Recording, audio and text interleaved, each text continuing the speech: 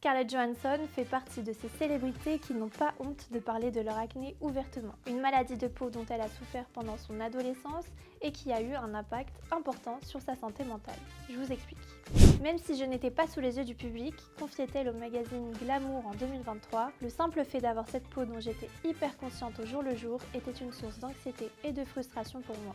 Rongée par la honte d'avoir de l'acné sévère lors de tournage, elle raconte dans une autre interview qu'elle camouflait ses boutons avec du maquillage avant même de passer entre les mains de make-up artistes.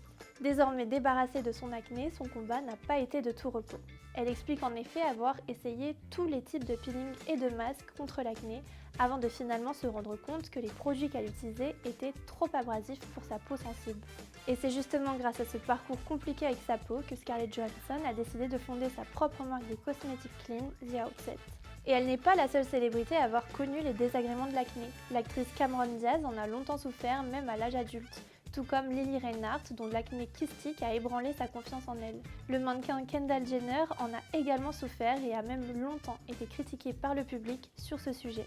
À ce jour, l'acné concerne 80% des adolescents et jeunes adultes entre 12 et 20 ans. L'acné de l'adulte et plus particulièrement de la femme devient de plus en plus fréquente, environ 25% des femmes.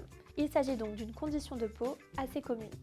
Pour autant, nombreuses sont les personnes qui voient leur santé mentale être impactée par ces boutons sur le visage.